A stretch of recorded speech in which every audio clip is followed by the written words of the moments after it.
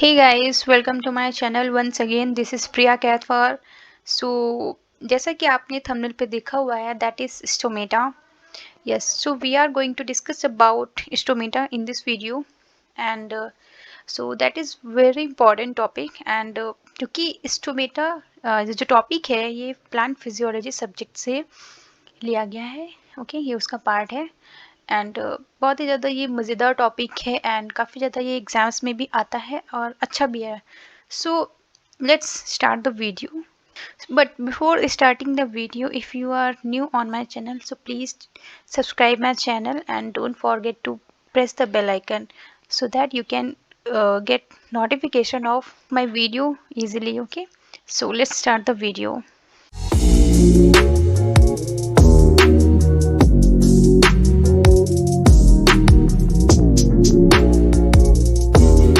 So here these are the outlines of stomata. इसके यानी कि हम लोग इस वीडियो में क्या क्या पढ़ने वाले हैं ये सब दिया हुआ है. ये व्हाट इज स्टोमेटा ये बात करेंगे हम लोग. क्या स्टोमेटा क्या होता है. ओके एंड एक सेकेंड. ये स्टोमेटा का स्ट्रक्चर क्या है उसके बारे में बात करेंगे. एंड स्टोमेटा की ओपनिंग एंड क्लोजिंग किस तरह से होती है ये भी डिस्कस करेंगे क्योंकि बहुत ही ज़्यादा इम्पॉर्टेंट है. एंड मैकेनिज्म क्या है स्टोमेटा का. ओके ये देखते हैं. और opening and closing during the day time ये भी देखेंगे. नाइट टाइम यानी कि एब्सेंस ऑफ लाइट ये भी देखेंगे. और कौन कौन से फैक्टर्स होते हैं जो कि स्टोमेटा को अफेक्ट करते हैं यानी कि उनकी ओपनिंग एंड क्लोजिंग को अफेक्ट मतलब करते हैं. सो ये सब हम लोग इस वीडियो में पढ़ने वाले हैं. सो वीडियो को कंटिन्यू देखते रहिएगा. काफ़ी ज़्यादा ये important video है. Okay, so let's start. Yes, okay, so this is the first slide. Okay, about stomata. अब ये यहाँ पे क्वेश्चन आता है कि what is stomata, right? तो मैं बता दूँ आपको स्टोमेटा क्या होते हैं. स्टोमेटा जो होते हैं यहाँ पे जो आप लीफ देख रहे हैं ना, लीफ जो दी हुई है इसमें मतलब काफ़ी ज़्यादा स्मॉल जो पोर्स होते हैं. पोर समझते हैं ना आप, जहाँ से कोई भी वाटर मॉलिक्यूल हो गया कोई चीज़ मतलब जा सकती है, क्रॉस कर सकती है, उसको पास कर सकती है, राइट. तो ये जो स्टोमेटा होते हैं बेसिकली जो प्लांट्स में पोर्स होते हैं, छोटे छोटे से छिद्र जिसको कहते हैं, जिसके थ्रू वाटर एंड गैसेस का एक्सचेंज होता है. यानी कि वो मतलब ट्रैवल करते हैं, आना जाना उनका प्लांट से एटमॉस्फेयर, एटमॉस्फेयर से प्लांट के अंदर इसके थ्रू होता है. Okay yes. सो अभी हम लोग इसके डायग्राम के बारे में भी डिस्कस करेंगे. तो अब ये आता है यस स्ट्रक्चर ऑफ स्टोमेटा. तो अब मैं एक स्टोमेटा जानने से पहले आप आई थिंक फोटोसिंथेसिस के बारे में जानते होंगे, राइट. तो बट फिर भी मैं एक छोटी सी डेफिनेशन आपको बता देती हूँ कि फोटोसिंथेसिस क्या होता है. सो जो फोटोसिंथेसिस है जो कि बहुत ही ज़्यादा इजी डेफिनेशन है, हम लोग 9th-10th में ही पढ़ना शुरू कर देते हैं, राइट. तो जो फोटोसिंथेसिस को अगर हम लोग सिंपल लैंग्वेज में एक लाइन की डेफिनेशन अगर बोलूँ तो क्या होती है, यही ना कि फोटो मीन्स लाइट हो जाता है, फोटोन जिसको कहते हैं लाइट्स हो गई, ठीक है, सनलाइट.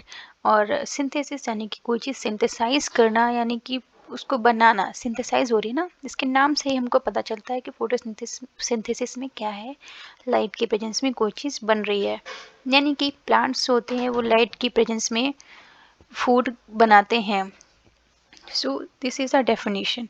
अब यहाँ पे एक चीज़ आती है कि जो फोटोसिंथेसिस होती है इसमें क्या होता है, there are 4 basic requirements of photosynthesis, जो कि फोटोसिंथेसिस की 4 बेसिक रिक्वायरमेंट्स होती हैं.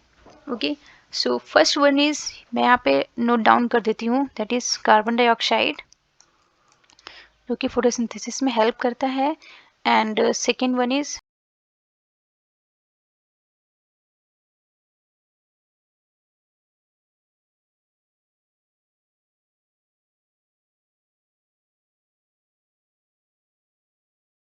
ये जो 4 चीज़ें दी हुई हैं, first one is carbon dioxide, water and sunlight और क्लोरोफिल.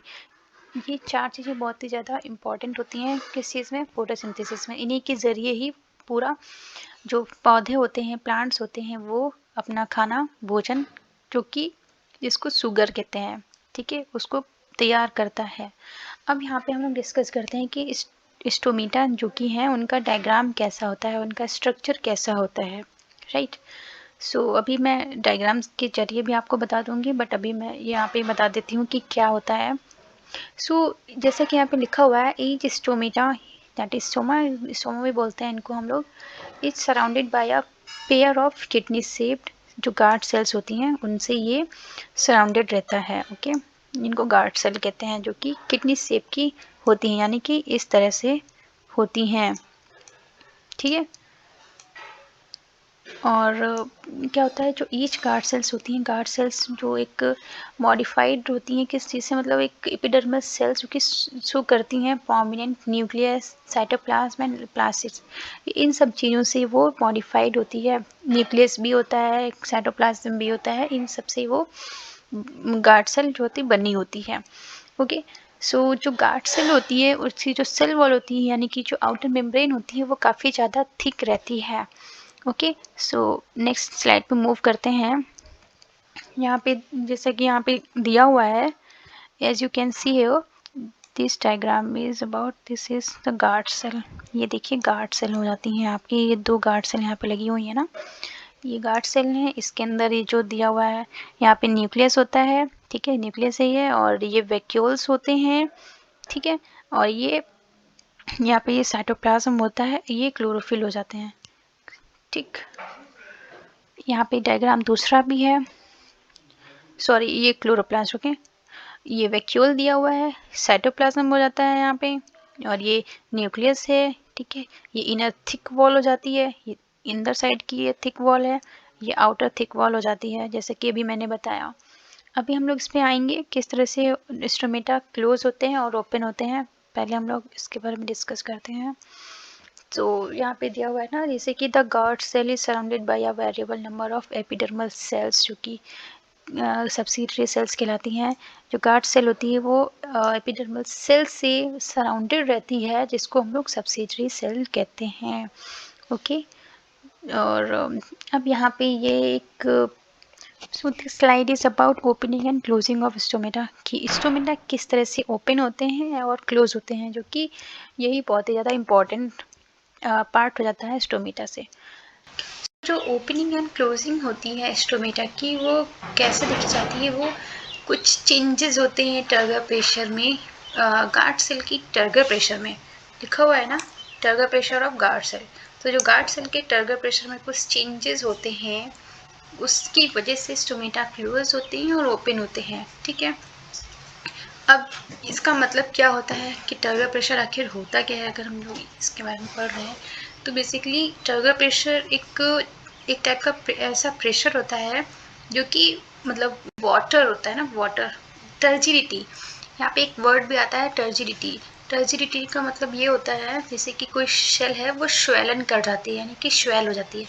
एक सेल होती है वो मोटू हो जाती है पहले के कंपेयर में, ठीक है, टर्जिड हो जाती है, तभी तो टर्गर प्रेशर वर्क कर रहा है। और एक सेल जैसे कि यहाँ पे ये देख रहे हैं, ये एक सेल है जो कि टर्जिड हो रखी है, और एक सेल फ्लैसिड है, यानी कि पतली हुई, पिचकू जिसको कहते हैं, पतली सी, ठीक है। वो क्योंकि यहाँ पे टर्गर प्रेशर परफॉर्म नहीं कर रहा है, ठीक है, इसके कंपेयर में जब टर्गर प्रेशर परफॉर्म करता है तो क्या होता है, वाटर का जो अमाउंट होता है वो इस सेल में काफ़ी ज़्यादा इम्प्रूव करने लगता है, तो जिसकी वजह से यहाँ पे टर्गर प्रेशर जो है वो अप्लाई होने लगता है, और जो सेल होती है वो फूल जाती है, स्वेलन कर जाती है। तो इसकी वजह से यही यहाँ पे बताया गया है, जो ओपनिंग और क्लोजिंग होती है स्टोमेटा में, वो टर्गर प्रेशर की वजह से होता है। अभी आगे हम समझेंगे कि किस तरह से ये टर्गर प्रेशर परफॉर्म करता है।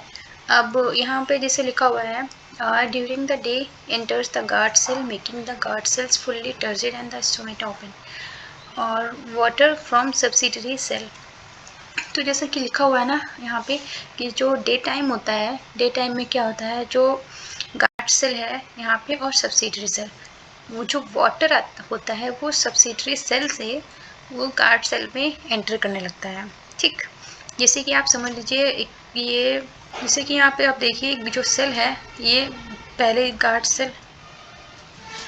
सेल ये ऐसे ही थी, ठीक है, यहाँ पे कोई भी टर्गर प्रेशर परफॉर्म नहीं कर रहा था, तो यहाँ पे अब क्या होता है, टर्गर प्रेशर शुरू हो गया, तो जिसकी वजह से जो वाटर है सब्सिडरी सेल से टर्गर प्रेशर गार्ड सेल में आने लगता है और यहाँ पे टर्गर प्रेशर परफॉर्म करता है।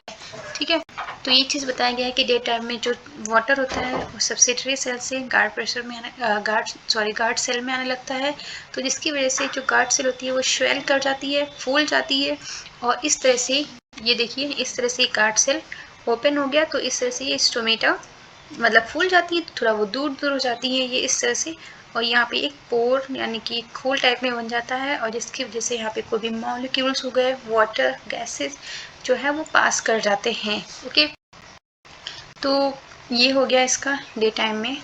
ठीक है, और जस्ट अपोजिट होता है इसका ना मतलब ड्यूरिंग नाइट टाइम। ठीक है, यानी कि एब्सेंस ऑफ सनलाइट।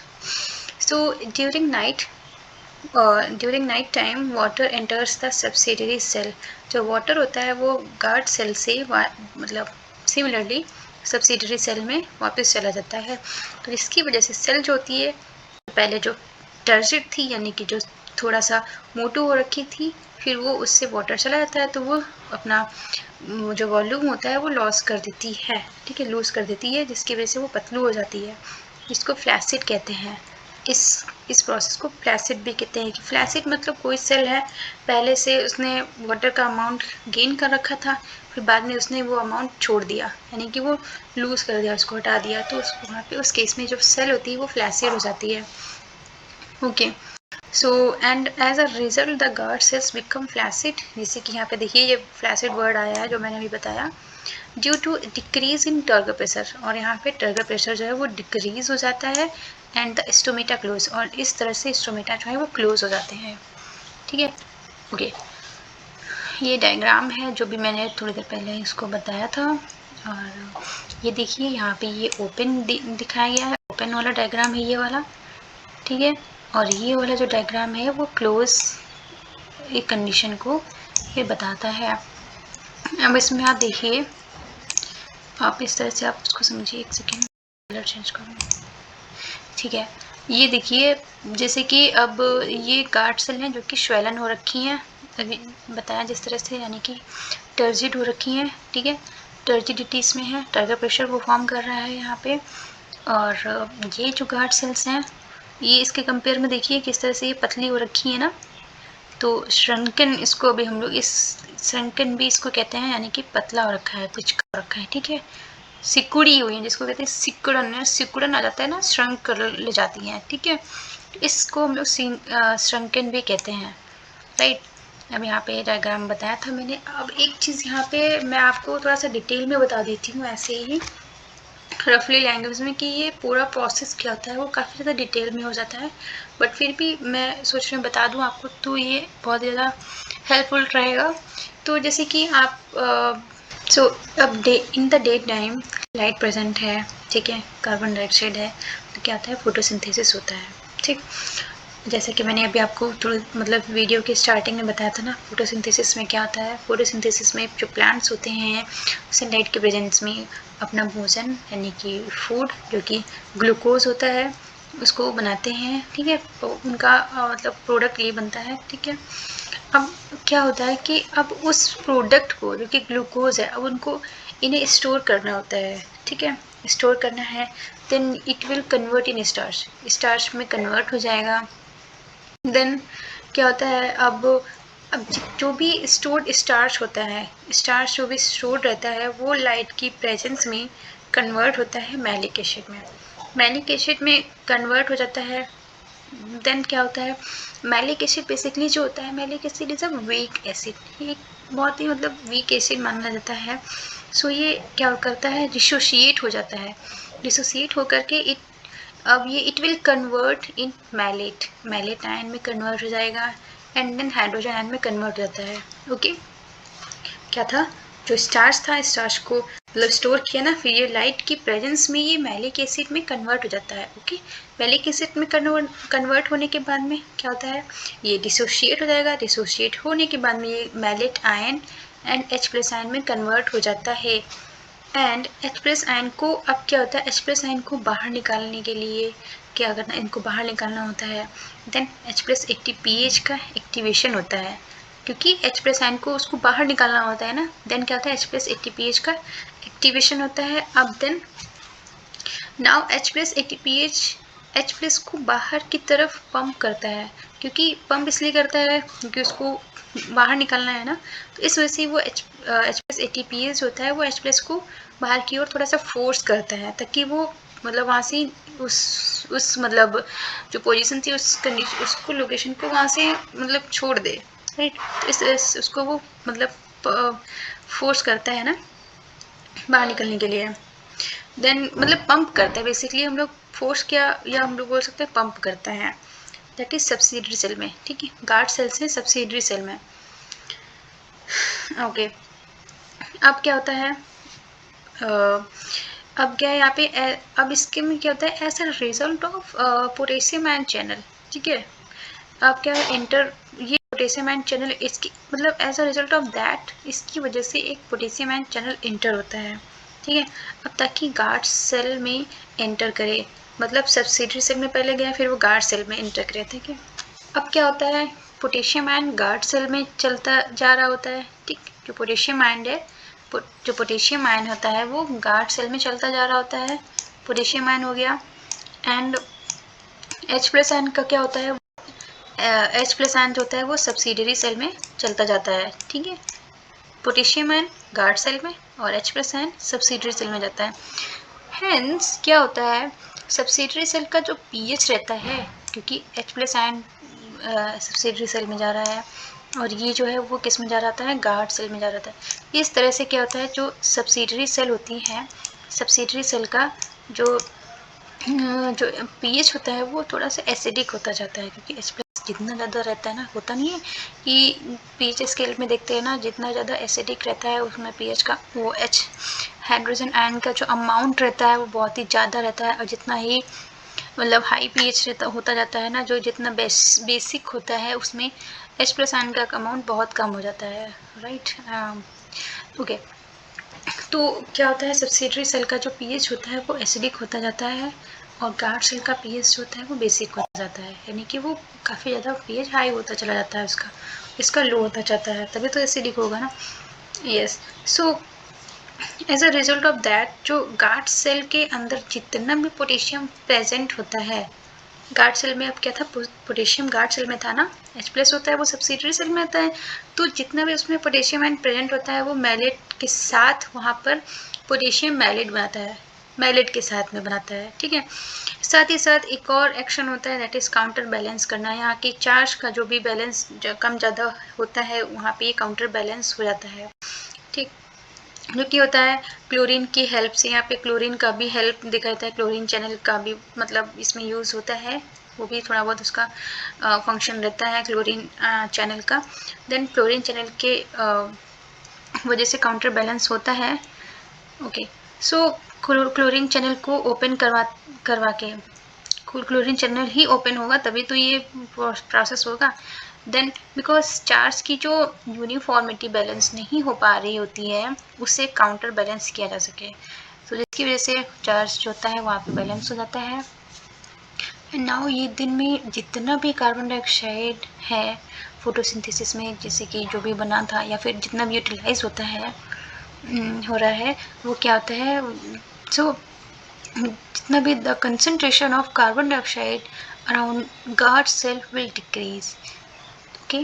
जो मतलब यानी कि है जितना भी कंसंट्रेशन है कार्बन डाइऑक्साइड का गार्ड सेल के चारों तरफ will decrease, okay. So that जिसकी वजह से मतलब क्या होता है if you focus on guard cell right, potassium ion हो गया क्लोरीन आयन हो गया, उसमें सुक्रोज भी होते हैं, पोटेशियम होता है या पोटेशियम मैलेट है, इन सब की वजह से गार्ड सेल के अंदर जितना भी शेल्यूट है ना, यानी कि शेल्यूट्स हैं, ठीक है, ऑस्मोलाइट्स जिसको कहते हैं, उसमें शेल्यूट का कंसंट्रेशन बहुत बढ़ जाता है, यानी कि बढ़ गया है, बढ़ जाता है यानी कि उसका अमाउंट सोल्यूट्स का बहुत ज़्यादा हो जाता है, जिसकी वजह से क्या होता है सोल्यूट ज़्यादा हो जाएगा देन वाटर कम। यहाँ पे आपको पता होता है ना, इफ़ सोल्यूट का अगर कंसंट्रेशन ज़्यादा होता है, इफ़ सोल्यूट हाई हो जाता है देन वाटर जो होता है H2O यहाँ पे लिख दे रहे हैं, देन इस केस में क्या होता है वाटर जो होता है वो कम हो जाता है, ये इसका ये इन्वर्सली प्रोपोर्शनल होता है इसके, ठीक है। सल्यूट इज, अगर if solute is high then water will low, अगर ज़्यादा वाटर अगर ज़्यादा होता है देन सल्यूट का अमाउंट कम हो जाता है, ठीक है। सल्यूट का कंसंट्रेशन अब ज़्यादा होने की वजह से क्या होता है, सब्सिडरी सेल में वाटर कंसंट्रेशन ज़्यादा है एंड गार्ड सेल में सल्यूट ज़्यादा होता है, देन और सल्यूट ज़्यादा है तो यानी कि वाटर कम है, सो क्या होता है, water will enter in guard cell from subsidiary cell. जो वाटर होता है गार्ड सेल में एंटर करता है, कहाँ से, सब्सिडरी सेल से, और ये गार्ड सेल के टर्जिट कर देगा।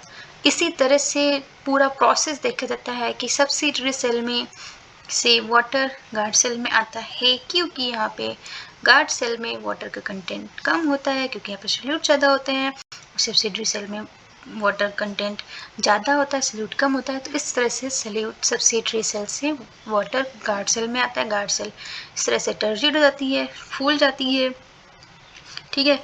और इसकी वजह से स्टोमेटा का जो पोर होता है वो ये पोर हो गया आपका इस तरह से, ये पोर जो होता है वो लार्ज हो जाता है, बढ़ने लगता है बाहर की ओर, फोर्स लगता है टर्गर प्रेशर, यानी कि ये थोड़ा सा बाहर के लेयर को ये फोर्स लगाती हैं, यानी कि खुद ओपन होने के लिए, ठीक है।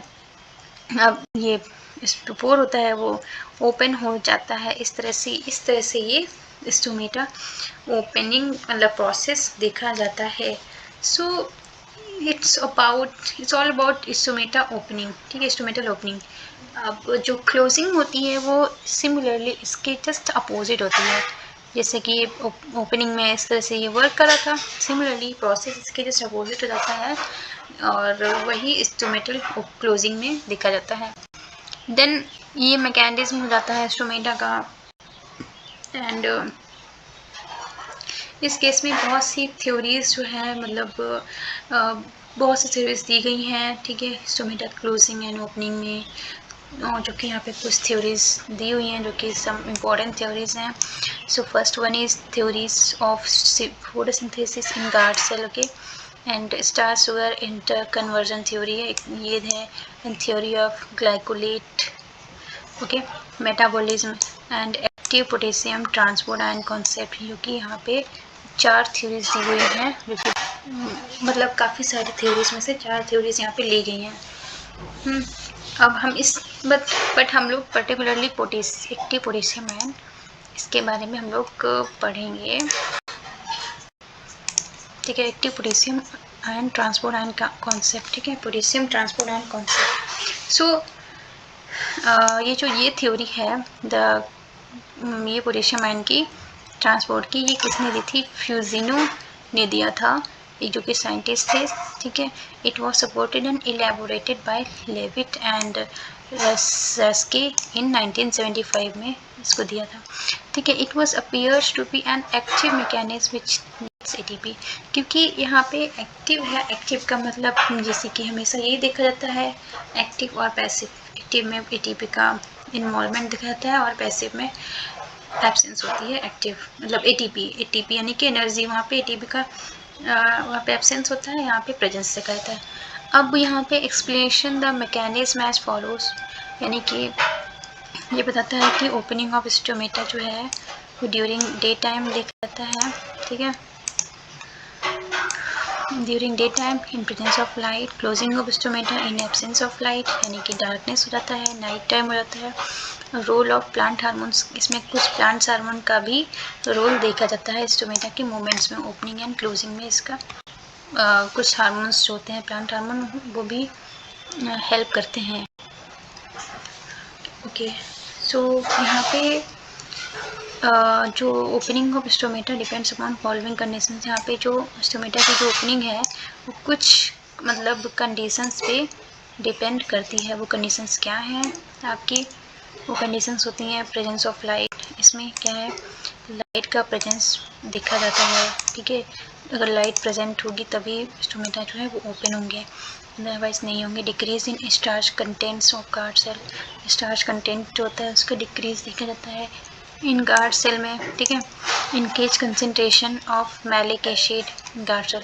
जैसा कि मैंने अभी आपको डिटेल में बताया ना, जो गार्ड सेल्स में क्या होता है, मैलिक एसिड जो होती है, मैलिक एसिड का इंक्रीजमेंट देखा जाता है इन गार्ड सेल। कंसंट्रेशन जो होता है मैलिक एसिड का वो गार्ड सेल में ज़्यादा हो जाता है, तो जिसकी वजह से ओपन होते हैं गार्ड स्टोमेटा। और इन्फ्लक्स होता है किसका, पोटेशियम आयन का इन गार्ड सेल में, ठीक है, ये हो गया, ठीक है। और इफ्लक्स होता है यानी कि वो गार्ड सेल में पोटेशियम, जैसे कि इसका मतलब ये हो जाता है, एक सेकेंड में आपको बना के दिखाती हूँ। तो देखिए ये गार्ड सेल हो गई। अब इनफ्लक्स हो गया। इनफ्लक्स का मतलब ये होता है कि यानी कि पोटेशियम जो है वो इसमें आएगा, ठीक है। इनफ्लक्स जो है इन हो रहा है एंड ये H+ सॉरी पोटेशियम आयन, ठीक है, ये पोटेशियम आयन का इनफ्लक्स होता है और H+ आयन का जो है वो इफ्लक्स होता है, ठीक है, यानी कि वो बाहर जाएंगे। तो इसका मतलब ये हो गया। और अब बात करते हैं क्लोजिंग ऑफ स्टोमेटा की in the absence of light, यानी कि नाइट टाइम में। सो जो यहाँ पे दिया हुआ है closing of stomata depends on following conditions, right. कौन सी कंडीशंस होती हैं, एब्सेंस ऑफ लाइट, इसमें जो क्लोजिंग होगी उसके लिए यहाँ पे लाइट का एब्सेंस होना बहुत ही ज़रूरी है, ठीक है।